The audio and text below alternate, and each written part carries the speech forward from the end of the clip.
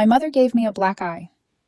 11 days before my wedding, my boyfriend told me to stay quiet until after the ceremony. So I walked down the aisle, carrying the evidence that destroyed them both. My name is Olivia Elise Hargrove. I was 29 years old when I walked into my own wedding with a black eye. It wasn't the dramatic kind people associate with movies. Swollen, dark purple, impossible to miss. Mine was quieter, though no less devastating.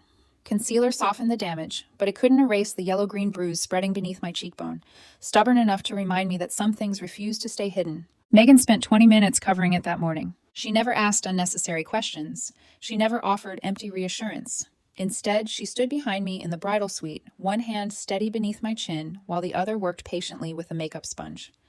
Every so often, she leaned back to study her work, not because the makeup wasn't blending well, but because we both knew this wasn't an ordinary bridal appointment. The room smelled of hairspray, fresh roses, expensive champagne, and something far less pleasant: anxiety. It lingered beneath everything else, quiet but impossible to ignore. When she finally stepped away, she met my eyes in the mirror. "We can still leave," she said it gently without pressure, as though she were placing a door in front of me and leaving the decision entirely in my hands. I looked at my reflection instead of answering. I wasn't looking at the dress anymore. I was looking at the woman wearing it. My mother had insisted on pearl earrings because they looked appropriate. Beneath all of it was the bruise she'd left on my face 11 days earlier. "Not yet." Megan held my gaze for another moment. There was concern in her eyes, but also understanding. She knew I wasn't staying because I was afraid to leave. She handed me a bouquet of white peonies and fresh eucalyptus tied together with a satin ribbon. Hidden among those flowers was a small cream envelope. No one knew it was there except me. Inside were photographs. Those photographs were the only reason I hadn't walked away the night before. I needed to stay long enough for the truth to have witnesses. Daniel Mercer and I had been together for 3 years. He was handsome in an understated way, with neatly trimmed hair, a calm voice, and the orderly habits of an engineer who liked everything exactly where it belonged. He showed up early to every appointment and had surprisingly strong opinions about how kitchen cabinets should be organized. At first, I mistook that need for order as reliability. Looking back, I'm almost embarrassed by how easily I confused control with stability. Daniel wasn't openly cruel.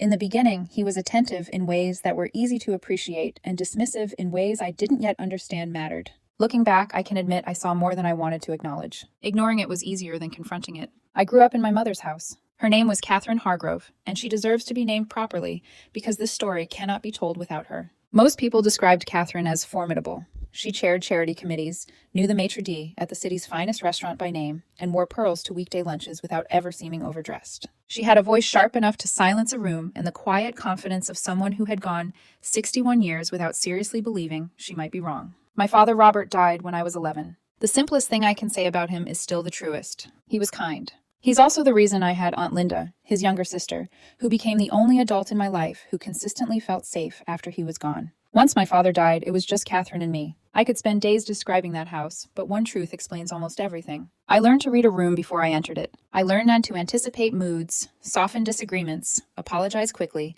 and smooth over conflicts before they became explosions. When my mother lost control, someone always paid for it. That someone was usually me. Children raised that way often become adults other people admire. People called me calm, easygoing, thoughtful, and mature. What they didn't see was a woman who had become exceptionally skilled at making difficult people comfortable while quietly disappearing herself. It made me the perfect daughter for Catherine Hargrove. It also made me the perfect girlfriend for a man like Daniel Mercer. The first time Daniel laughed at one of my mother's jokes about me, I dismissed it as nerves. He wanted her approval, and almost everyone who met Catherine did. The second time, I assumed he simply didn't understand our history. By the third, I started keeping notes on my phone. Not because I expected to need evidence. Writing things down had simply become a habit after growing up in Catherine Hargrove's house. Memories had a way of changing there. Written words didn't. I had no idea that those notes would eventually become one of the most important things I owned. The argument over the seating chart began 11 days before the wedding. Without asking me, my mother decided several of her country club friends deserved seats in the front rows.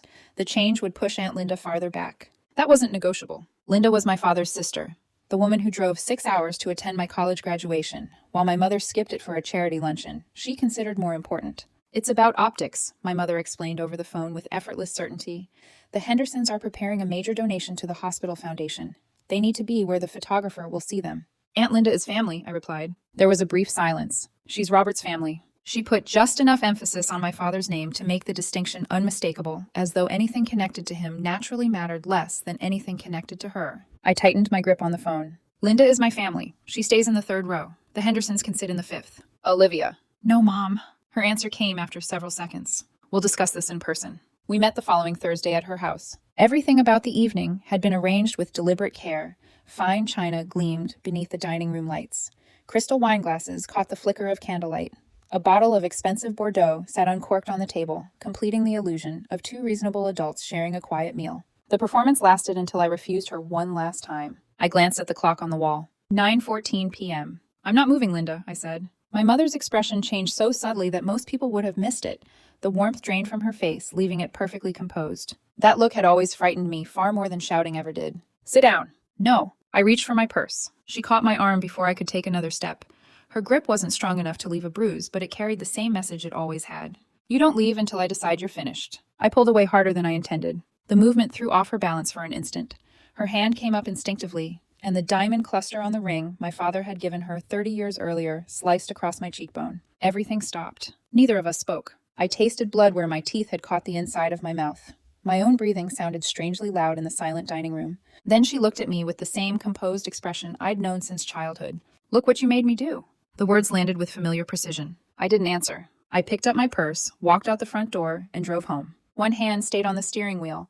The other rested against my cheek, feeling the warmth spreading beneath my skin. The pain itself wasn't what unsettled me. It was knowing exactly what would happen next. Tomorrow, she'd remember the evening differently. By next week, she'd convince herself I had overreacted. Given enough time, she'd expect me to apologize. Inside my apartment, I switched on the kitchen light and caught my reflection in the dark window above the sink. A faint shadow had already begun to form beneath my makeup-free skin. It wasn't much yet, just the first hint of the bruise that would greet me in the mirror the next morning. I called Megan before I let myself think. She arrived less than 20 minutes later carrying a small first aid kit and her phone. She didn't waste time asking whether I was all right. The look on my face answered that question before either of us spoke. That realization hurt almost as much as the bruise itself. She cleaned the cut near my cheekbone, then photographed the injury from several angles, making sure every image was clear. The timestamp and location data were automatically preserved. After checking the pictures, she handed me her phone. Forward them to yourself. I did. I'll keep the originals too, she said. I know. Only then did I call Daniel. It was 10:47 p.m. My voice trembled as I told him everything. How my mother's ring had caught my face, how Megan had documented the injury, how completely lost I felt. He listened without interrupting. When I finished, the line stayed quiet for several seconds. I waited for anger, for concern, for him to tell me he was on his way. Instead, I heard a slow exhale. Get some rest, he said. I frowned. What?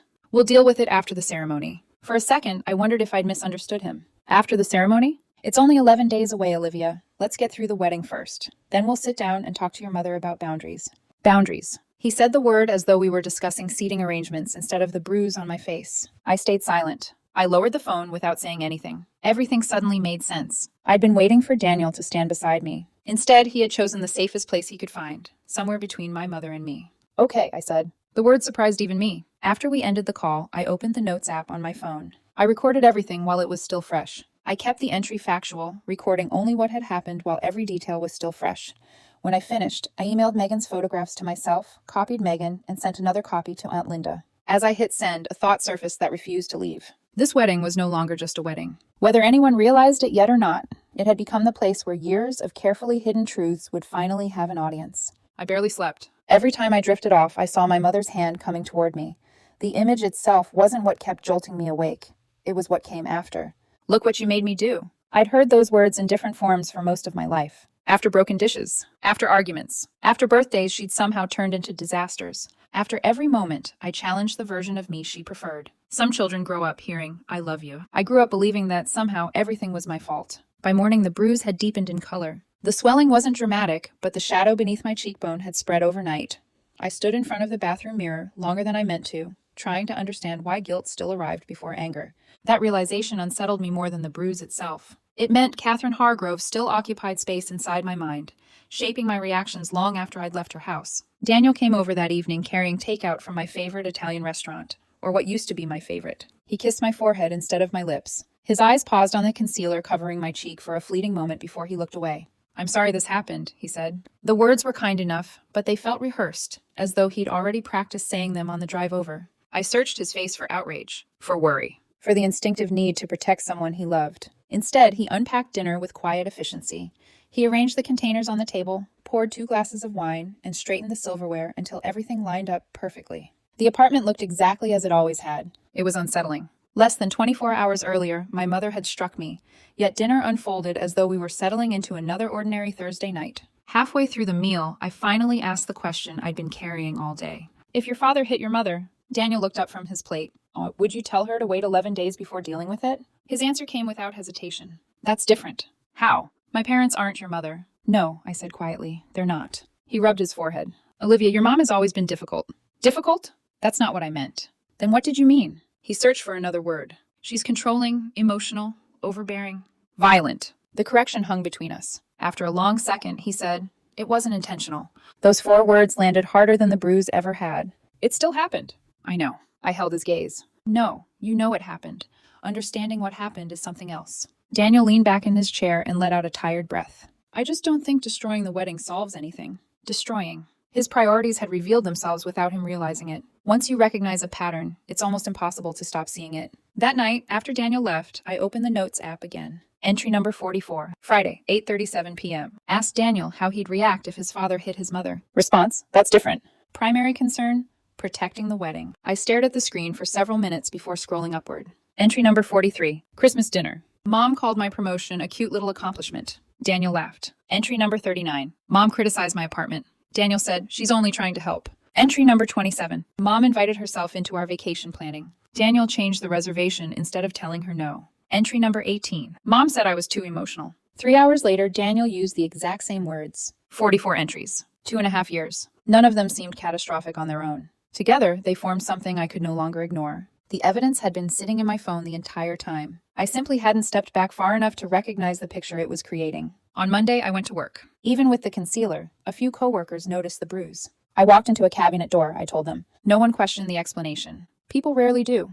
Women become remarkably skilled at offering believable reasons for injuries, and the people around them often accept those explanations because they're easier than asking harder questions. Around lunchtime, my phone buzzed. Mom. I let the call go unanswered. A text arrived moments later. Have you covered your face properly? There was no, how are you feeling? No, are you okay? Her only concern was whether anyone else might notice. 3 minutes later, another message appeared. We don't need unnecessary gossip before the ceremony. Then a third. This is what happens when you refuse to listen. I read each message slowly before taking screenshots. Then I saved them. Forwarded copies to myself. Sent another set to Megan. Almost without thinking, I created a new folder in my email. I called it Wedding. At the time, I wasn't sure why. I only knew I wanted everything connected to those 11 days in one place.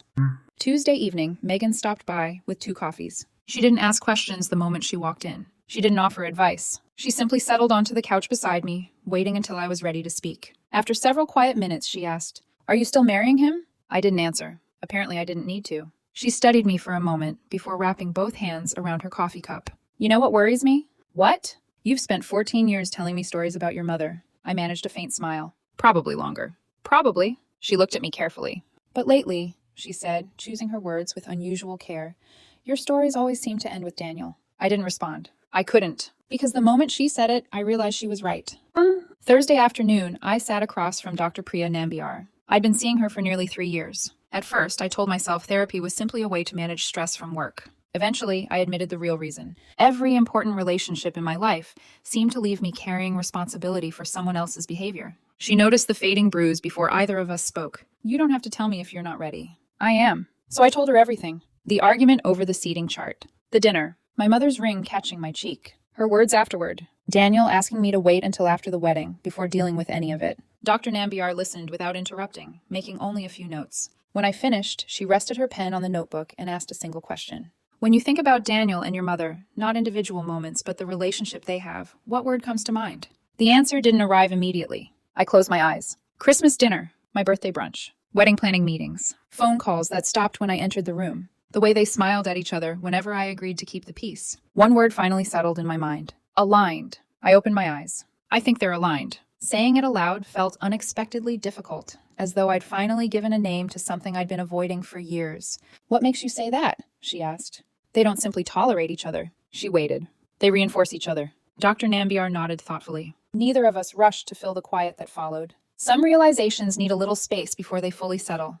I drove home without turning on the radio. The steady hum of the tires against the pavement was enough. Once inside my apartment, I dropped my purse by the door and opened the Notes app again. 44 entries. I read every one of them from the beginning. Every awkward holiday dinner, Every apology I'd offered to keep the peace. Every compromise. Every conversation where Daniel encouraged me to let it go. Every excuse he made for my mother's behavior. Every time he repeated her language without realizing it. Every time I ignored the knot in my stomach because I loved him. By the time I reached the final entry, it was nearly midnight. Tears blurred the screen. I wasn't crying because I missed Daniel. I was grieving the version of him I'd spent 3 years believing in. Those aren't the same loss. Around 12:30, I called Megan. She answered before the second ring finished. You okay? No. What do you need?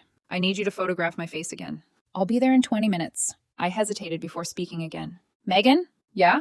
I think something's going to happen at this wedding. She didn't ask me what I meant. She didn't tell me I was imagining things. She simply said, I know. The call ended. As I waited for her headlights to pull into the parking lot, I opened the folder labeled Wedding One More Time. Until then, I'd thought of it as a place to save memories. That night, I realized it had become something else entirely. It was evidence. Megan arrived 21 minutes later, almost to the second. Her knock was always the same, 2 quiet taps, never rushed, never repeated. By the time I opened the door, she already had her phone in one hand and a small makeup bag in the other. Her eyes went straight to my face. The bruise had changed again. The deep purple had faded into shades of yellow and green around the edges, yet somehow it looked even more noticeable. Bruises have a cruel habit of becoming most visible just before they begin to disappear. I'm going to document it again, she said. I simply stepped aside and let her work. She photographed the bruise from every angle, front, both profiles, close-ups, wider shots, checking each image before moving on. The metadata's there, she murmured. What time? 7:53. She forwarded every photo to me before slipping her phone back into her bag. I'll keep the originals. I know. Neither of us needed to explain why. We ordered Chinese food, but it sat untouched on the coffee table until it went cold. Instead, we spread wedding schedules, seating charts, vendor contracts, and invitation samples across the living room floor. Just days earlier, they'd represented excitement and possibility. Now they looked like evidence from someone else's life. Megan finally broke the silence. So, what are you planning? My eyes drifted toward the laptop still open on the dining table. I don't know. She raised an eyebrow. I don't believe that. I let out a slow breath. I know one thing. What? I'm not canceling before the wedding. Why? Because if I disappear now, you'll become the villain. I nodded. People will make up their own story. Runaway bride. Cold feet. Commitment issues. Too emotional. I'd spent my entire life hearing versions of those labels whenever I refused to make someone else comfortable. If this relationship ended, I wanted people to understand why. The next morning, I requested copies of every text exchange between my mother and me from the previous month. I already had them saved on my phone. That wasn't enough. I backed them up to cloud storage, copied them onto an external drive, printed every conversation. It felt excessive for about 5 minutes. Then I remembered who Catherine Hargrove was. She could rewrite a conversation so convincingly that people questioned their own memories. Documents couldn't be persuaded. Saturday afternoon, I met Aunt Linda for coffee. She'd driven 45 minutes just to see me. The moment she sat down, she reached across the table and squeezed my hand. I heard. Megan called you? She nodded. I'm glad she did. For several seconds, she simply studied my face. I should have protected you after your father died. You couldn't. I should have tried harder. You were grieving too. I was. She looked down into her coffee before speaking again. But grief isn't an excuse for looking away. I blinked. There were times I wanted to take you with me. What? When you were 12? She hesitated. And again when you were 15. I stared at her. I even spoke to an attorney once. My throat tightened. What happened? They told me I didn't have enough legal standing. She reached into her purse and unfolded an old photograph. My father was laughing as I sat on his shoulders at a county fair. I couldn't have been older than 8. He adored you. I know. He never would have forgiven himself for leaving you alone. The tears came before I realized I was crying. Linda moved to the chair beside mine without saying another word and wrapped her arms around me. For the first time in years, I let someone hold me without apologizing for needing it. 4 days before the wedding, I met with Dr. Priya Nambiar again. She compared the newest photographs with the originals before setting them side by side. The healing pattern is exactly what I'd expect. I nodded. I've been thinking about what you told me. I've been thinking about it too. She smiled. I suspected as much. After a brief pause, she asked, what do you hope happens at the wedding? I took my time answering. I don't want revenge. What do you want? I want people to see what's real. She considered that for a moment. Those aren't the same thing. No. I looked down at my hands. My whole life, I've watched people believe the version of my mother she wanted them to see. And Daniel? I drew in a slow breath. I need to find out whether the man I love actually exists. Even as I said it, the words sounded less certain than they once would have. Near the end of the session, Dr. Nambiar pulled a sheet of professional letterhead from her desk. If you're comfortable with this, she said, I can prepare a factual statement. About what? Only what I can ethically verify. She explained every sentence before writing it. That I'd been her patient for 3 years. That I'd consistently reported a long-term pattern of coercive family behavior. that I attended our recent appointment with visible bruising, consistent with the history I'd described. Nothing dramatic? Nothing speculative. Nothing beyond what she could professionally support. She signed the statement, added her license number, and handed it to me. This doesn't prove anyone's guilt, she said. It proves something equally important. I looked up. That your story didn't begin with one dinner. I folded the letter carefully and slipped it into my folder. Thank you. That evening, Megan came back carrying a bundle of flowers. Not bridal flowers. Just fresh white peonies from the neighborhood grocery store, along with a handful of eucalyptus branches she'd picked up on the way. She spread everything across my kitchen table. What are you doing? I asked. She smiled. Making insurance. I laughed for the first time in days. Watching her work, I realized she already had a plan. She separated the stems with surprising precision, creating a narrow hollow in the center of the bouquet without disturbing its shape. People look at flowers, she said. They don't usually look inside them. I leaned closer. What exactly are we hiding? She pointed toward my printer. The photographs. Then to Dr. Nambiar's statement lying neatly beside it. That. Finally, she nodded toward my phone. And the screenshots. By midnight, a small cream-colored envelope sat on the table. Inside were 4 time-stamped photographs of my injury, screenshots of my mother's messages, and Dr. Nambiar's signed statement. The envelope contained no opinions or emotional arguments, only documents that could stand on their own. Megan slid the envelope into the center of the bouquet, tucking it carefully between the peonies before wrapping fresh satin ribbon around the stems. When she handed it back, nothing looked unusual. What if we never need it? I asked. I hope we don't, she replied. Then why carry it? In case today turns into the kind of story no one believes without proof. Wedding morning arrived beneath a pale gray sky. The bridal suite buzzed with activity. Hairstylists hurried from chair to chair. Steam drifted from hanging dresses. Curling irons clicked against countertops while perfume mixed with the scent of fresh flowers.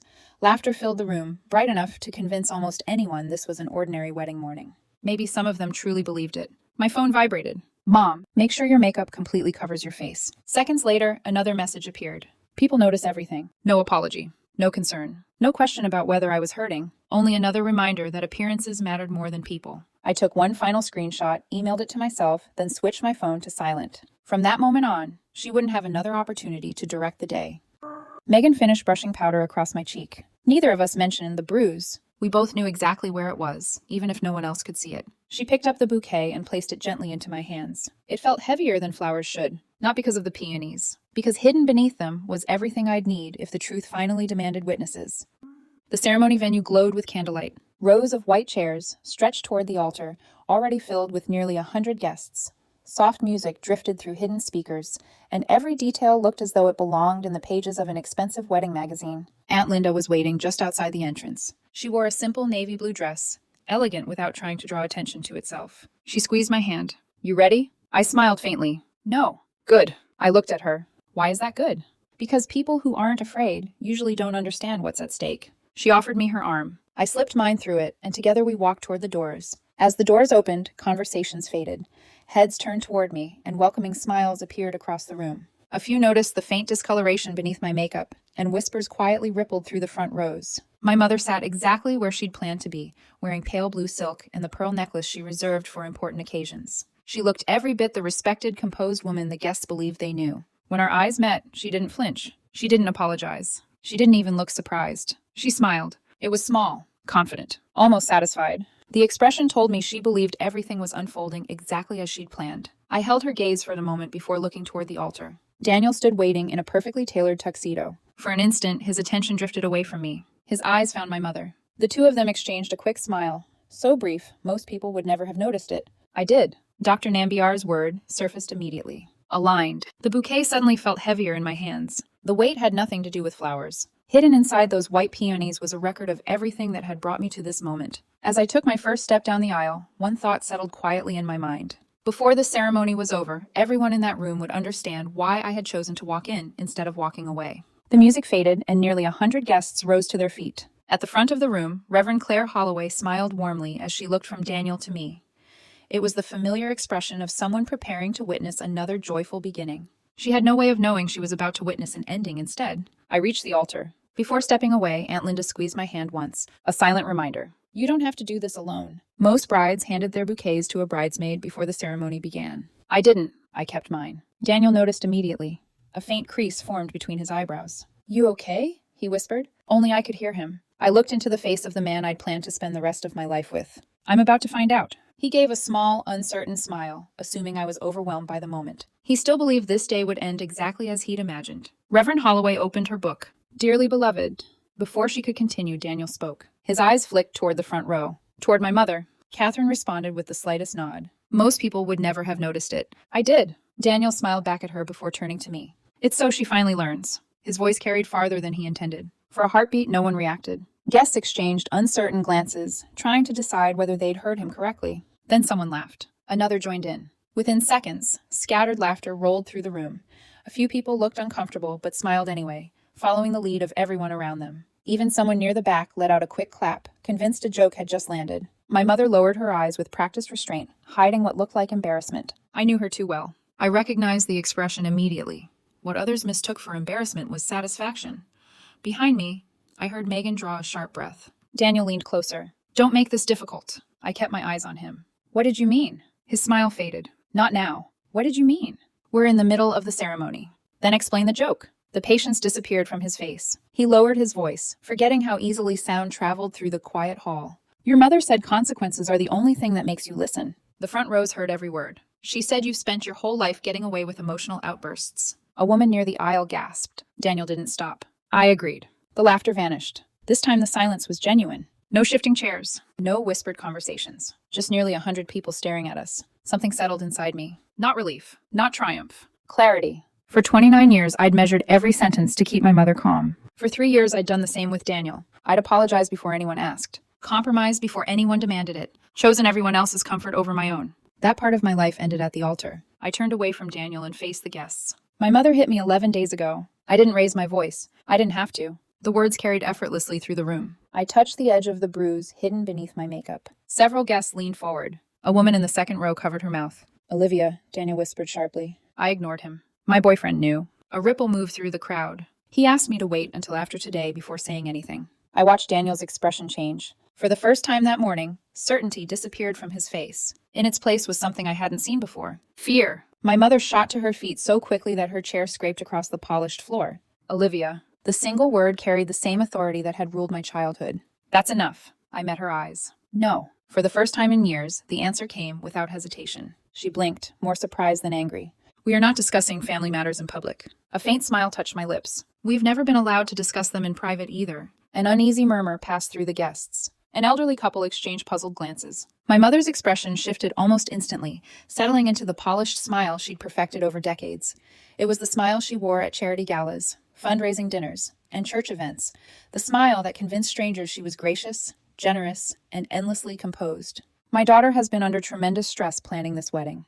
There it was. She wasn't denying anything. She was rewriting the story in real time, inviting everyone to doubt what they'd just witnessed. It was a performance I'd watched my entire life. This time I refused to play my role. I loosened the satin ribbon around my bouquet. A few guests frowned, unsure what I was doing. Slowly, I reached between the white peonies and pulled out the cream-colored envelope hidden inside. Gasps rippled through the room. Reverend Holloway looked from me to the envelope, then back again. I'd like you to hold this, I said. She accepted it carefully. It contains photographs of my injuries. I glanced toward Daniel, my mother's text messages, then back to the Reverend, and a signed statement from my therapist. She didn't open it. She simply held it, her expression turning solemn as she realized this was no longer a wedding ceremony. Daniel stepped toward me. Olivia? His voice had softened. Please. He reached for my hand. I took a single step back. It wasn't a dramatic movement, but it placed an impossible distance between us. I need you to answer one question. He swallowed. What? When I called you that night? I kept my voice calm.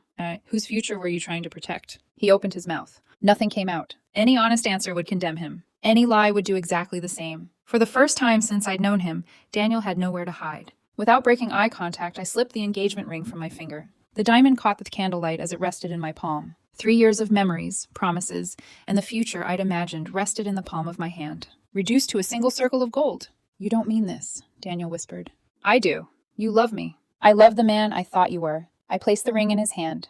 You chose the woman who hurt me. His fingers closed around it automatically, as though his body understood what his mind still refused to accept. This wedding is over. Someone near the back of the room began to cry. The sound seemed to break whatever illusion remained. My mother's composure disappeared. You are humiliating this family. The accusation struck with familiar force. For years, those words would have reduced me to tears.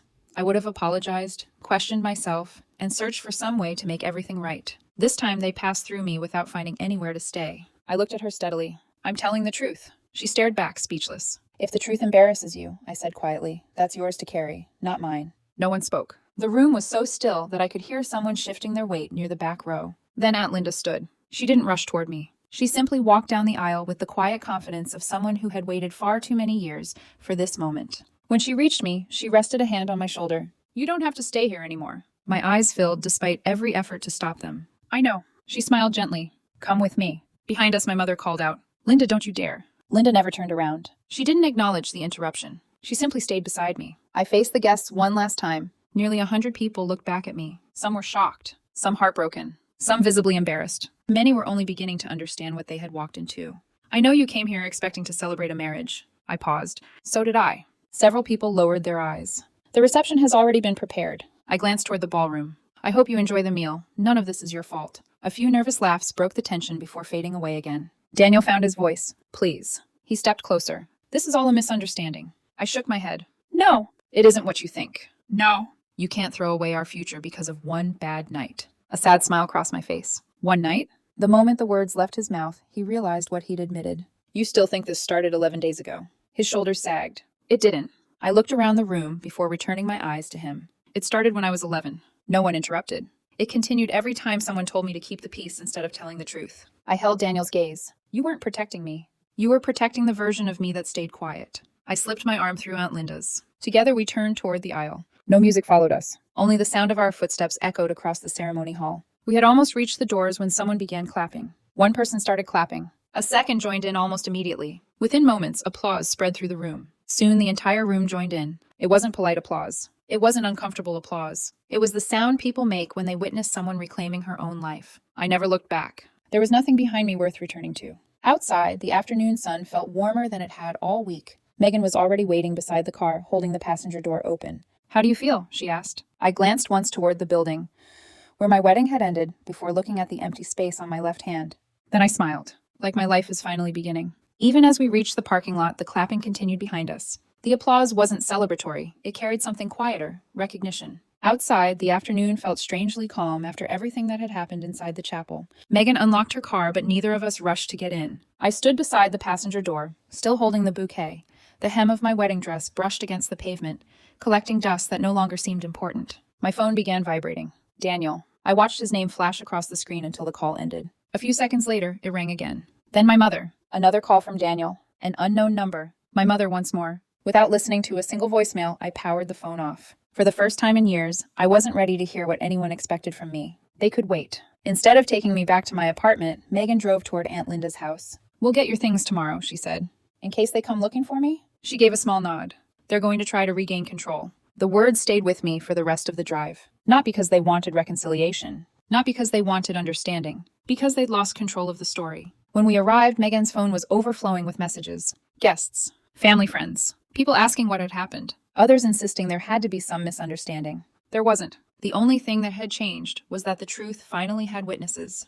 The next morning, I woke still wearing the delicate bracelet Megan had fastened around my wrist before the ceremony. For a few peaceful seconds, I forgot everything. Then I saw the wedding dress hanging from the closet door, the bouquet resting on Aunt Linda's dining table, the empty chair beside the bed. Memory returned all at once. I grieved the future I'd imagined. I didn't regret leaving it behind. Those are very different things. Monday morning, Aunt Linda drove me to the Claremont Police Department. The cream-colored envelope rested on my lap throughout the drive. The envelope barely weighed anything, yet it felt heavier with every mile we drove.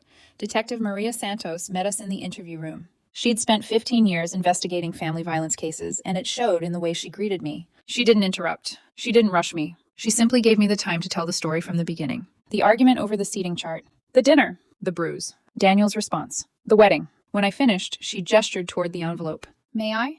I handed it to her. She studied every photograph carefully, enlarging each image before checking the timestamps and comparing the angles. Then she moved on to the screenshots. Her expression shifted when she reached my mother's final message. This is what happens when you don't listen. She read it again before setting the phone aside. The last document was Dr. Priya Nambiar's statement. She read every line without speaking. Only after placing it neatly beside the photographs did she look back at me. How long has this been happening? My whole life. And how long have you been keeping records? About 3 years. I unlocked my phone, opened the Notes app, and handed it across the table. 44 entries. She scrolled through them one by one. The entries covered holiday dinners, birthdays, arguments, phone calls, apologies, and countless compromises. Individually, none of them seemed extraordinary. Together, they revealed a pattern that was impossible to dismiss. She returned the phone. Have you backed this up? 3 different places. A faint smile crossed her face. Good. She folded her hands on the table. You've done something many people never think to do. What? You preserved your own memories before someone else had the chance to rewrite them.